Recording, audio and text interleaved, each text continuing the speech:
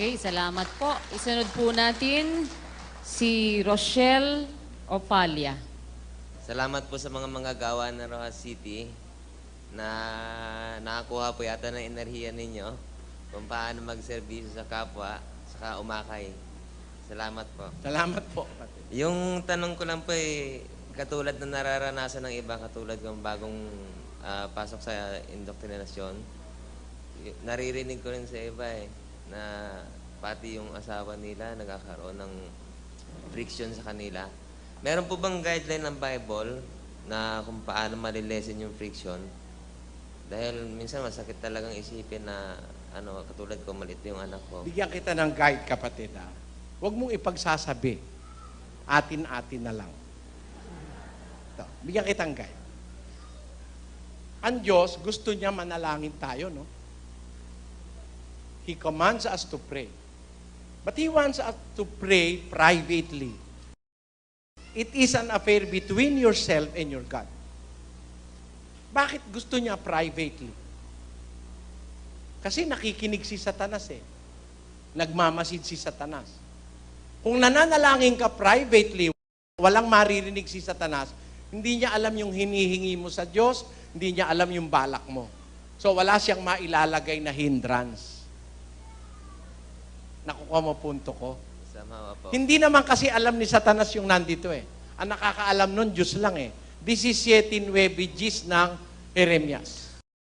Ang puso ay magdaraya ng higit kaysa lahat na bagay at totoong masama. Sinong makaaalam? Akong Panginoon ay sumisiyasat ng pag-iisip. Aking tinatarok ang mga puso upang magbigay sa bawat tao ng ayon sa kanikanyang lakad, ayon sa bunga ng kanikanyang mga gawain. Sino raw nakakaalam ng puso? Ang Diyos. Di naman niya sinabing, sino nakakaalam? Akong Panginoon, saka si Satanas. Di naman sinabi. So, Siya lang Kung sakali pa nananalangin ka kasama ng asawa niya, maaring matrick din lalo ni Satanas yung asawa niya. Pwede. Tungkol sa... Pwede. Kaya nga ang hatol ni Kristo, mas maganda manalangin ka privately. Although nananalangin din kami pangkalahatan, pero, di ba meron tayong kanya-kanyang hinihiling nasa puso? Hindi naman naririnig ni Satanas yun di ba? Yung balak mo, huwag mong paalam kay Satanas, hahadlangan ka niya Ngayon, ang ibig ko lang sabihin, mabuti basahin muna natin yung Mateo 6. Datapwat ikaw, pagka ikaw ay mananalangin, pumasok ka sa iyong silid. At kung mailapat mo na ang iyong pinto, ay manalangin ka sa iyong ama na nasa lihim. At ang iyong ama na nakakakita sa lihim ay gagantihin ka. See, sabi sa English, but thou, when thou prayest, enter into thy closet. And when thou hast shut thy door, pray to thy Father which is in secret. And thy Father which seeth in secret shall reward thee openly. So, ang gusto ng Ama, sikreto. Ngayon, para wag kang makakita ng mga hindrances along the way, nagpapadoktrina ka, huwag mo munang ipabalita. Have a mastery of what you are trying to discover. Pagka natapos mo na, saka mo balita. Kasi babalita mo na agad, pipigilan ka ng asawa mo, ng nanay mo, kagaya ng kapatid kanina. Tinatakwil na raw siya nung...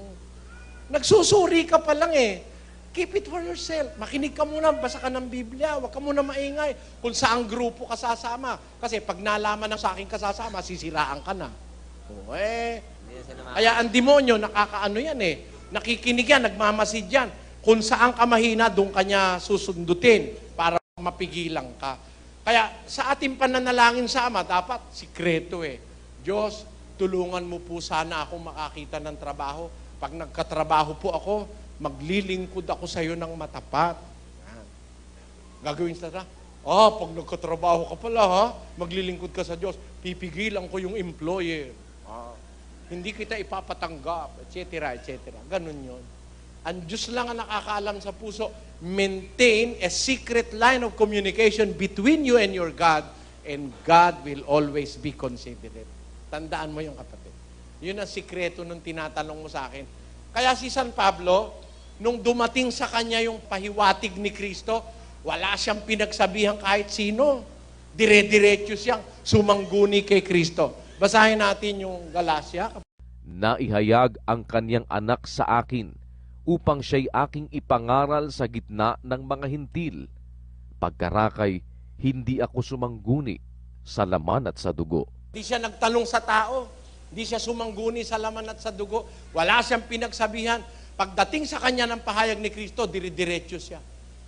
Ni wala siyang tinanong na kamag-anak o tatay o nanay. Kasi baka mapigilan pa siya. Nakuha mo punto, kapatid. Kuha po. Salamat po sa inyo. Sige, salamat. Next.